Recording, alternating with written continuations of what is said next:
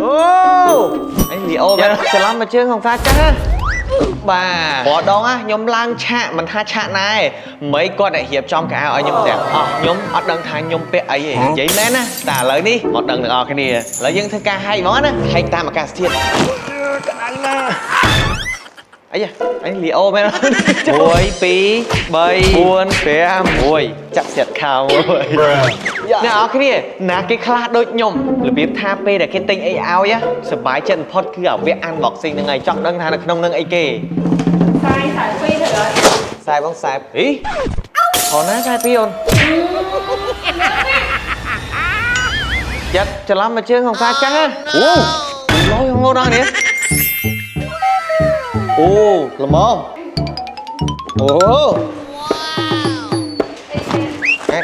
khiếu rồi nè nó cái này đi ở lối lối nè nè ở cái trong ban nào vậy cả rồi mình tha tóc tu cả ai ấy gì đã là bỏ để dân trong ban scan bọ nè mau à ní chỉ một nghe thay mà bỏ app DRSB này là ở cái sầm đẹp này ở chắc chắn có ai tin ban đây còn ở bang app mất scan là vậy để dân trong ban mất hai bạn rồi có sẽ mua ấy van đại dân trời ca mất cứ ban này haiក្រុមហ៊ុន DRSB គឺជាក្រុមហ៊ុនរបស់កូនខ្មែរ 100% ដែលមានអាជ្ញាប័ណ្ណពីប្រទេសចិន Wow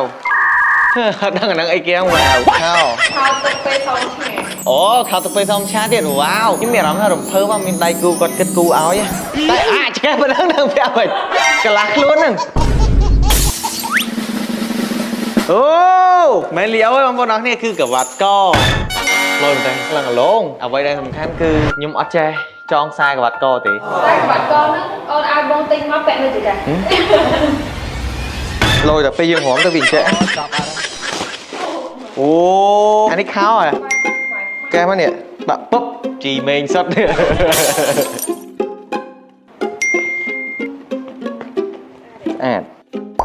អាបងប្អូនអរគ្នាអត់លេងសើចទេណាកៅអៅលុយលុយនេះចុះអាកៅនេះដូចហាក់បជាហាអានេះអញ្ចឹងហ៎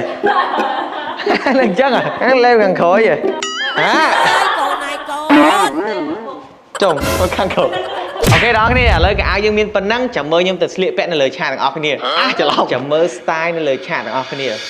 អូខេបងប្អូនអរគ្នានេះគឺជាឈុតទី1គិតមិនដែរដាក់បន្ទុកឲ្យផងការស្លៀកពាក់ស្អាតណាស់វាជួយឲ្យក្បាច់រំយើងហ្នឹងកាន់តែមើលទៅពេញភ្នែកហើយនេះវិញគឺជាឈុតទី2បាទឈុតទាំង3ហ្នឹងគេហៅថាឈុតលាកំឡោះគេហ្នឹងគ្មានណាទេគឺខ្ញុំហ្នឹងហើយអ្នកដាក់ហ្នឹងចុងក្រោយគឺជាឈុតទី3អ្នកនរគ្នាចូលចិត្តឈុតមួយណាទាំង3ហ្នឹងហើយជួយដាក់បន្ទុកផងខមមិននៅខាងក្រោមណាជួបគ្នាវីដេអូក្រោយ